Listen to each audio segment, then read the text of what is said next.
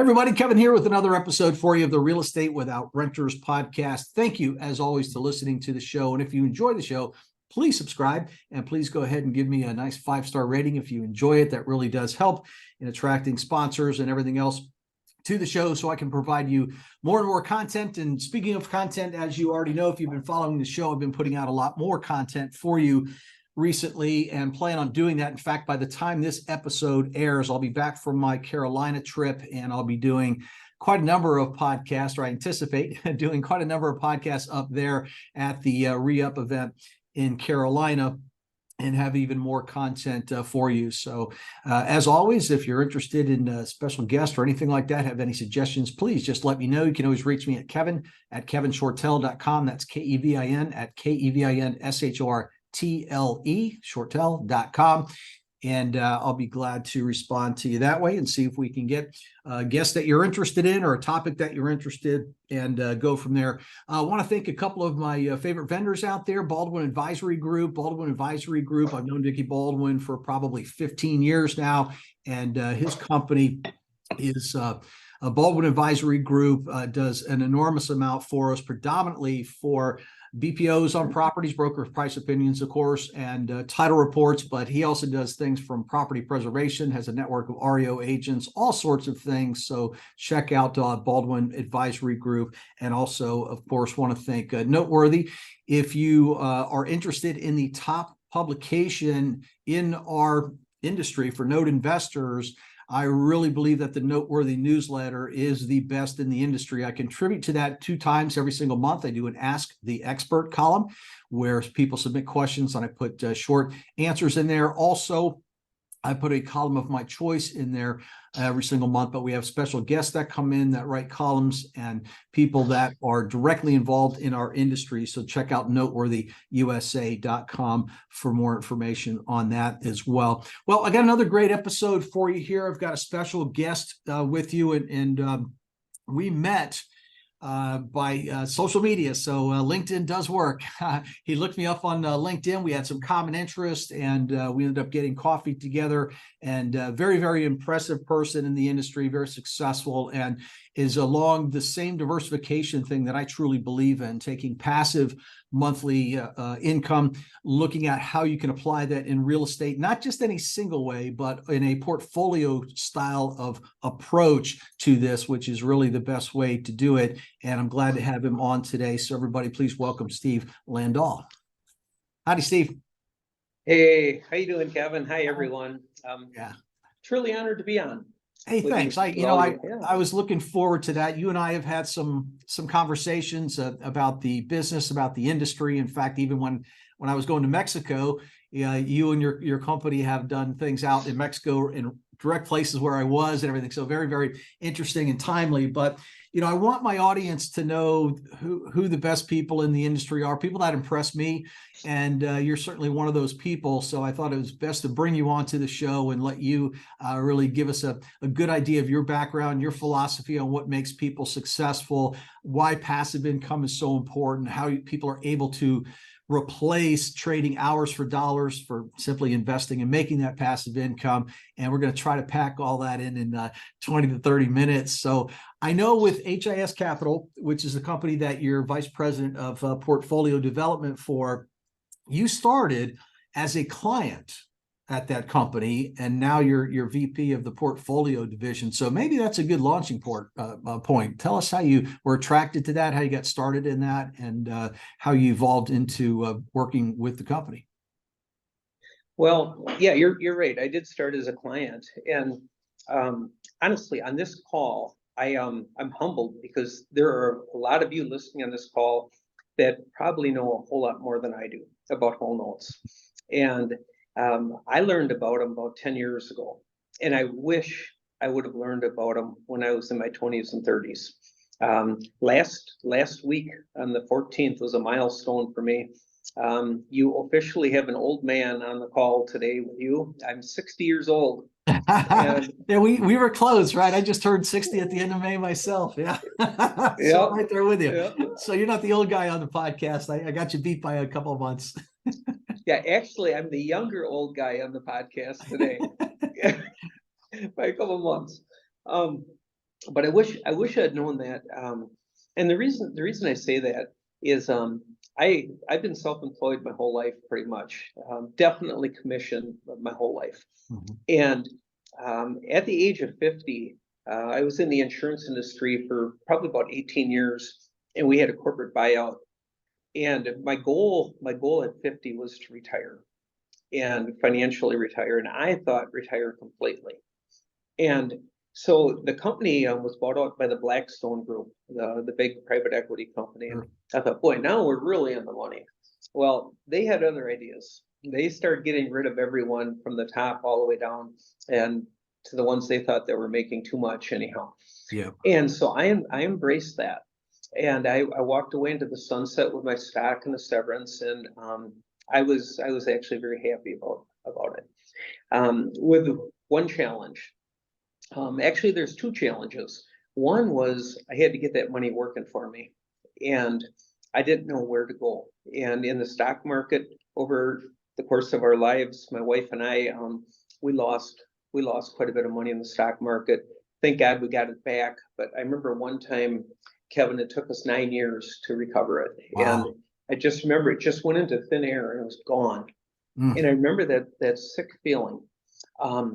So I wanted to find something that was secure, something that I understood, and whole note investing or becoming the bank or property without renters.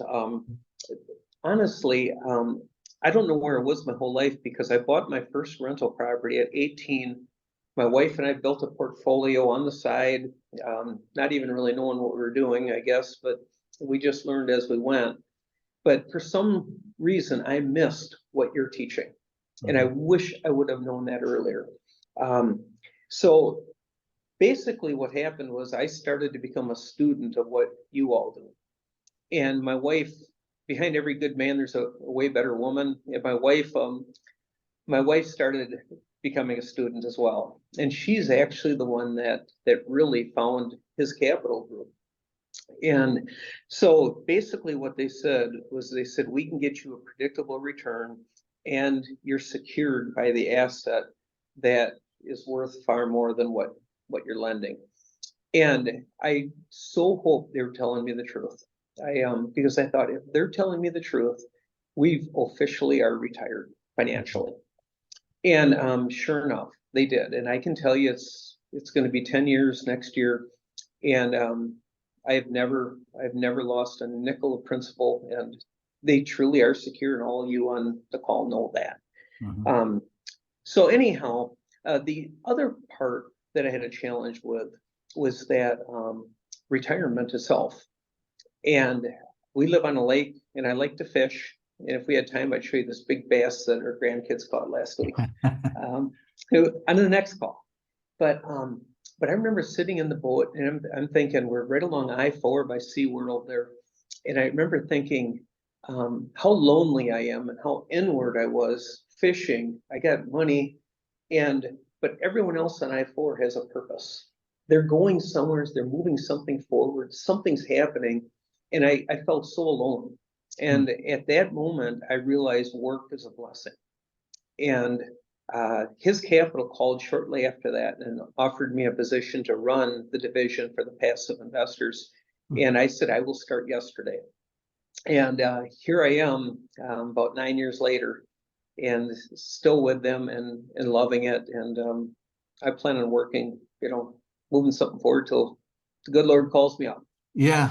Yeah. Why not? When it's fun, when you have a passion for it, which I can tell you do. And I know we've had conversations outside of this discussion on the podcast, but you're at that stage, you're looking to give back, you're looking to help people. And yes, I think it's a great fit, because this is one of these strange parts of real estate that has finally awoken. Like you said, I've been involved in about 30 years in this, but it was always referred to this just small niche, and now it's just got, the profile has been elevated to such a degree, more people are being exposed to it. And I don't know, I think even for the economy the way it is, with all the uncertainty and all the kind of strangeness that's going on. We're going to have a recession. We're going to have inflation. Now the rates are coming down. They're going up. What's going on? There's just everybody's guessing at what's going. I think this is still so well positioned. And I believe it comes down to that key point that you were mentioning, which is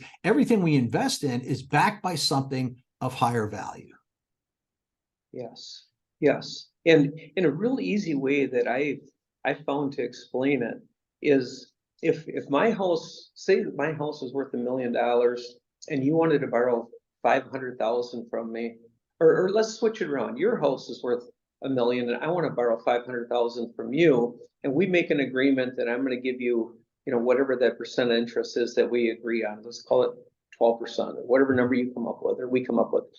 And so you're happy with that, say 12%, but the risk is what if I don't pay you back, or what if I take off with your money?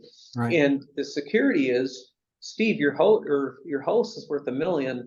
I'm only giving you 500,000. You ain't gonna run too far. You'll sell an organ before you give me your house. Exactly. Exactly. And so it's fair for everyone.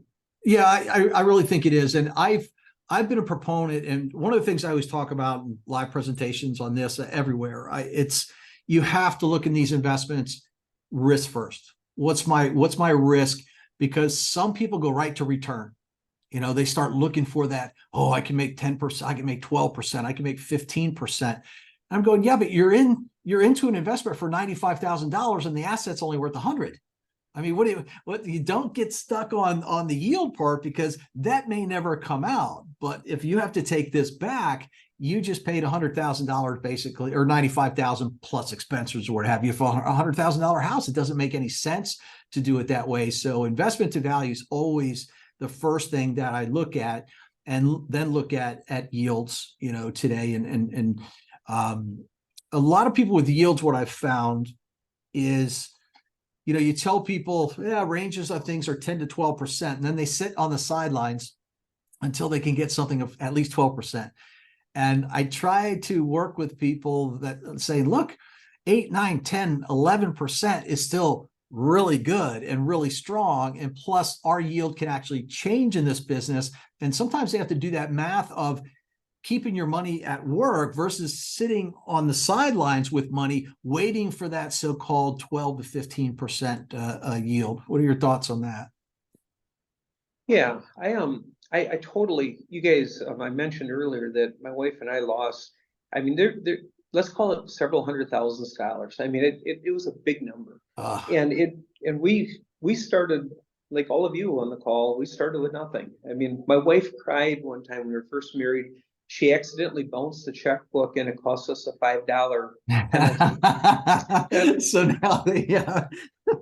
And so, I mean, and then you finally getting traction, over the years, and then boom, it's gone, Yeah. So the first question is, number one, how do I not lose my principal? Mm-hmm. And then I think it's Warren Buffett, rule number 2, go back to rule number 1, definitely protect yourself. I will tell you what we do, Kevin. My wife and I are very conservative on notes, and the notes that we have that we're conservative on, I will tell you, we're happy with 8%. If it's structured right. And so, but let's call it 8%, but that 8%, there's enough notes that pay our monthly bills. So when we wake up in the morning, our money is paying our bills. So now just think about that for a minute. Protect that area. Now you get to go out to work or whatever you want to do. But if you do go to work, you're making pure profit minus taxes. Right. There's a whole lot of cool stuff you can do with your life. And but then outside of that, let's call it 8% conservative bubble that takes care of our expenses, then we do get a little crazy. I'm with all of you guys. Then I'm starting to go for some higher returns, and and I can take more risk for that money. Mm-hmm. So, Mm-hmm. but that's kind of how we structure it. Yeah. Well, that makes sense. Company wise, at his capital, HIS capital group.com. I had that in front of me here and I've lost it. Is that correct? No, you got it right. You got it right. Okay. What's the model? I know you're diversified again. You buy real estate, you do whole notes, and you do private lending. What's the model that you find the best working model right now, and how does that work? Because your model is a little different than some of the things that our people do, just buying one note directly. Yeah, I mean, as a company, I will tell you that we do everything what we call is the 40-40-20 strategy. And basically, we're dividing our investments up into three groups. 140% is fast money. We literally do our own flips, our own projects. We're even building brand new houses right now and flipping a brand new house. We're taking even manufactured homes, putting them on a cement slab, they become real estate, flipping them, very profitable. I'd be happy to share that technique with you guys. The middle 40 is your sweet spot. That is what we protect with everything we've got. And that would be our cash flow. And our cash flow comes in two ways. One is we own rental properties and we do that. The second is notes. We lend, we do notes. The 20%, almost like I was saying outside that 8% bubble, that's higher risk, higher reward opportunities. And that's where you drove right past our property in Tulum, Mexico. That'd be in the 20%. Yeah. Right. Gotcha. So protect the base, go for some quick turn, quick cash type of strategies, and then you go for the higher end projects that have a lot more upside, but that's a smaller percentage of your overall portfolio. Yeah, and even on that 20%, we are as conservative as far as vetting, the investor and vetting the property, vetting the deal, as much as we are on any of the 40-40-20s. The 20% we call high risk, high reward, but literally we know what we're getting into. Yeah. Sure. So it's higher risk than what you normally do, but it's not, extremely high risk where you don't know what's back. You still based on the fundamentals of what's backing it is worth more money than what you have in it. Exactly. Yeah. That's exactly the answer. Yep. Yeah. Excellent. And now you have ways that individual investors can participate as well, right? You guys do equity participation and things of that nature. Yeah. We got investors that we've got investors that buy whole notes from us. We always have whole notes. We have investors that come in and they say, "Hey, I'm a little more aggressive. I want more than just interest. I want debt and equity." And we've got opportunities in that area. We got some bigger investors that JV on some projects with us. Mm-hmm. So there's we've had some very successful funds in the past, and there's all kinds of opportunities. I always like to say it like this, let's walk before we run. And I walked before I ran. When I came to this company as a client, I bought one note, and I think it was 50,000. And then once there's trust on both sides, more opportunities open up for sure. Right. Good. You hit 50,000 there, because my follow-up question was going to be a lot of times when people hear, other investment opportunities you can put in, it's usually I got to be accredited. So you have investors who are both accredited and non-accredited. Is that accurate? That is accurate. And even one thing that has happened where sometimes the loans, the notes, the whole note is a little too high, because for even our higher end investors, they might not have 150,000 or 200 idle, or someone may not even have 150,000. Maybe that person only has 40,000 or 50. And what we do in that case is on our own projects, we can take that note and we can divide that into a first and a second. And what we do to do that is we put it under what we call as a land trust situation, where we control the property, the project, and the borrower is an operating partner. Mhm. And it's someone that we trust and that we've been with for years. But if they would default, if they would walk away, we literally, it's our project. We take it right back. We don't have to go through the court systems or anything. Right. And that protects our investors to I another level. I absolutely love that. I've had over the years, I've had people wanting to partner with me, and I've thought about that. Well, structure. What's the best way to structure it? And I think the land trust is so underutilized by most people because there's a level of understanding and how it works and such. But I learned that years ago when I used to buy real property, fix it up, and sell it. And the gentleman that I borrowed money from always structured it through a trust. So the trust was the owner of that property. I was simply a primary beneficiary as long as I paid, as long as I lived up to the obligation of that trust. And that way, if I didn't, I knew and he knew that he could take that property back with a stroke of a pen, as you said, without going through the legal system, because it's a part of the agreement that we already have. I would lose my beneficial interest in the property if I didn't live up to the obligation on the debt side. So I think that's a fantastic structure. And I've found that ease of transfer when you have assets like that. Maybe an investor needs out and you can replace with somebody else. I mean, there's a bunch of scenarios that can be done with that. So I think that's a structure that I'm going to be utilizing as well through that. So I think that's a fair deal. And just a reminder, everybody, I'm talking with Steve Landaal over at HIS Capital Group. You can check out their website, HIS, like his, capitalgroup.com. And you can get a great idea on the website about what they do, the type of assets that they have. There's even a video from testimonials. There's a video from on Steve on there as well.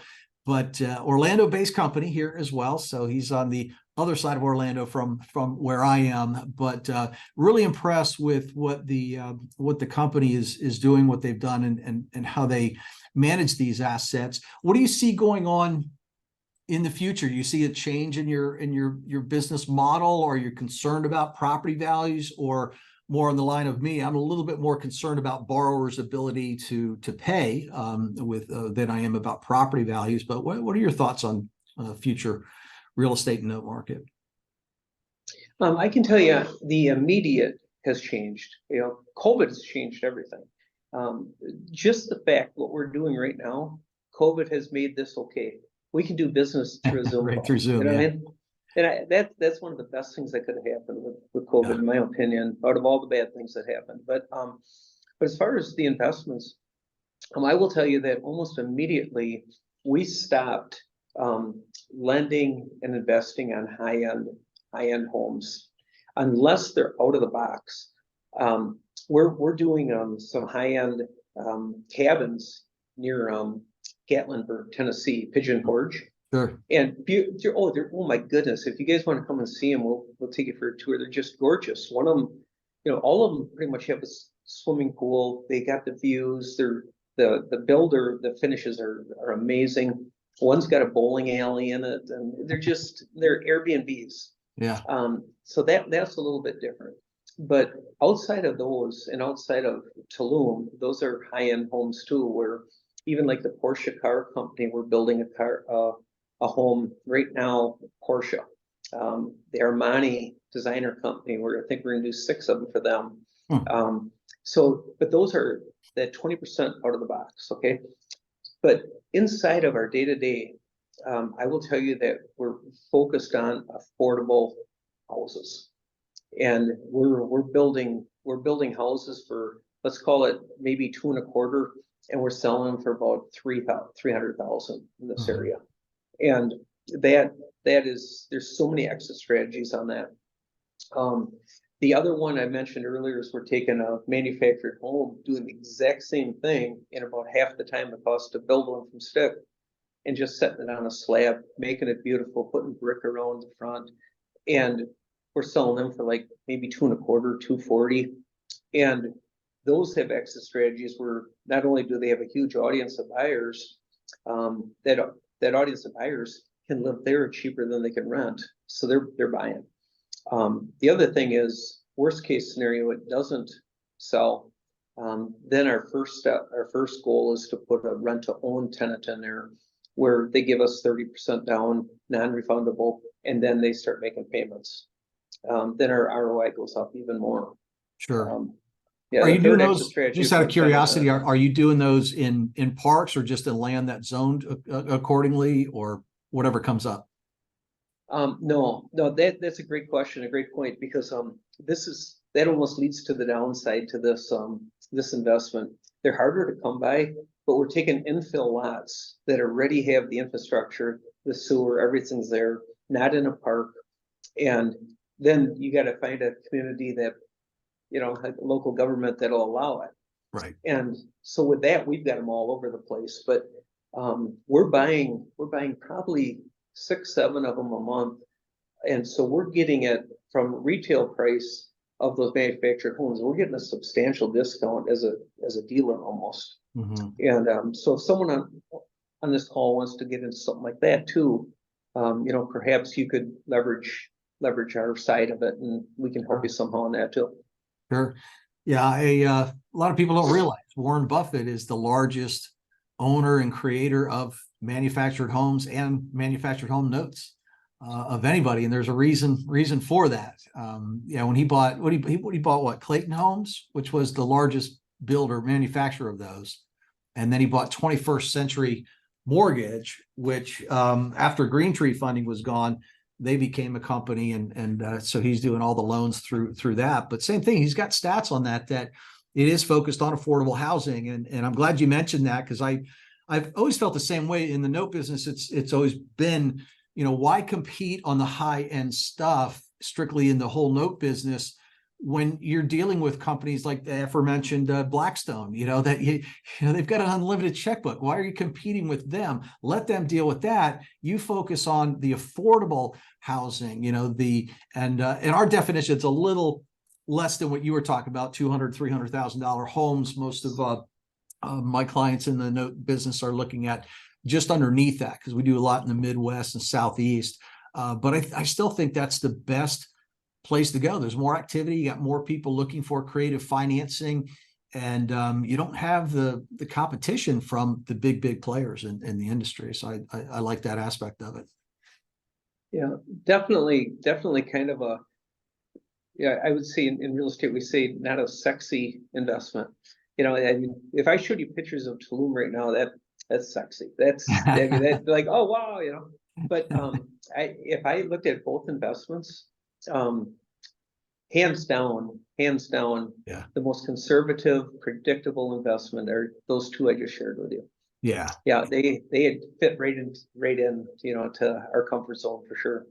Right. And you've got also, and we'll arrange it, or maybe you can tell us here, or we can talk off air, but I know some people are going to be interested in seeing what kind of assets are available, how they can participate in different ways and such. And I know you have a portal set up on your website. I was looking at that myself this morning, by the way. So I did see the Porsche on the bottom of the list there, by the way. So I did notice that. Yeah, it didn't escape my eyes. Like, I wonder if that's I wonder what that's all about. Yeah. But I know they're going to want to do that. So is there an easy way to do that? Should we just facilitate that off air, and I can put it in the notes from the show, or what's your thoughts on that? Yeah. I'll tell you what, if you want, when we're off air or whatever, you want to give my email address out, and we actually have a link that I sent you. You can share that with everyone. Yeah, and that'll give you the inventory, what we've got. It'll literally set you up an investor portal if you ever do wish to invest with us. That link is ready. It sets up your okay. portal. So it's same link, but they create their own account, I guess is how that worked. Okay. Yeah, definitely share that, Kevin. Super. Yeah. So you all can email me on that. Again, it's Kevin@kevinshortle.com. And remember, Shortle, spelt weird. It looks like Shortle. But it's SHORTLE is the spelling on the last name. So Kevin@kevinshortle.com, and I'll get you that link, and you can get an account and see what opportunities that they have. And there's quite a bit, and there's some diversity in that, which again, I like. My part of my whole thing with my book was I've seen too many people in our industry just like notes is the only thing that you should ever do. And it's like, no, not really. You want to diversify a little bit. I think you want to combine the best of real estate with the best of real estate notes. And I think that makes a more complete investor. And I think it makes more complete portfolio as well. And it seems like you've got the same philosophy and what you do at the portfolio division there. Yeah, yeah. And there's you can get some crazy stuff. I was just in, was it today or yesterday? I was in here, no, just this morning. In this room I'm sitting in. We have a gentleman here, and he's a builder, and we're looking at a project in Albany, New York, and it looks like it might come together, but that would be like, I believe there's I want to say an Aldi's going in there. I'm not sure if that's the one with a Cracker Barrel, but it's more of a development. But there's some crazy stuff that falls in your lap once in a while, because there's a huge mall right next to it. And this big investment company owns malls all over. And the story has it that the dad built it, now the son has it.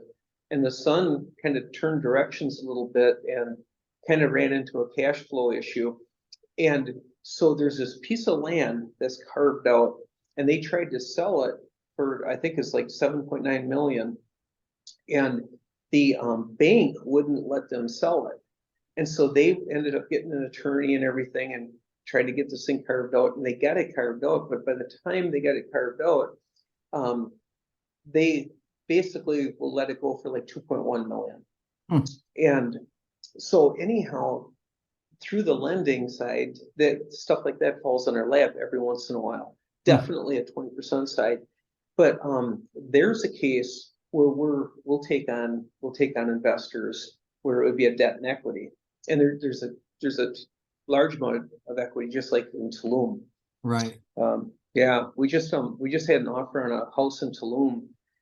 It's called the Wabi Sabi house, and they're beautiful. Anyone want to come on a tour? It's just a beautiful location. But inside this location, I think we built that house for close to $1 million, and I think we got an offer of 1.6. And so $1 million all in, that includes the land, everything. So sometimes the equity, right here in Orlando, we couldn't find a project with that kind of equity. So that's, like you said, that's why you diversify a little bit. Awesome. Last question here, and you might have to differentiate here, because I know when you're evaluating projects on a portfolio basis, it's different than a one-on-one note. So if somebody's coming in and looking at maybe some of the assets that you have on your site there, what's your thoughts on how they should go about their due diligence process to see if that's a right fit for them? I will tell you exactly how I did it, and why I think this is a good setup.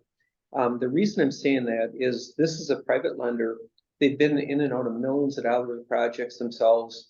They do all the processing and underwriting right inside this office, right here in Orlando. And so when a borrower comes to us, they come to us for two reasons. One, they want our capital. Obviously, they want to leverage our capital. Number two is they want our systems to look at that property and run it through exactly like we would do ours. And many times we find problems and we tell them, hey, this would have ate your lunch. You missed this in the search. And they're thankful. They come back and the relationships grow stronger. I'm saying that because by the time the note gets to our portal, all of them have gone through the same exact process. So it's more so how much would I like to invest. I will tell you that it's not going to get on there unless it's went through the system. And in fact, most of them on there right now are under the land trust. Yeah, so they get that whole other level. Yeah, I like it.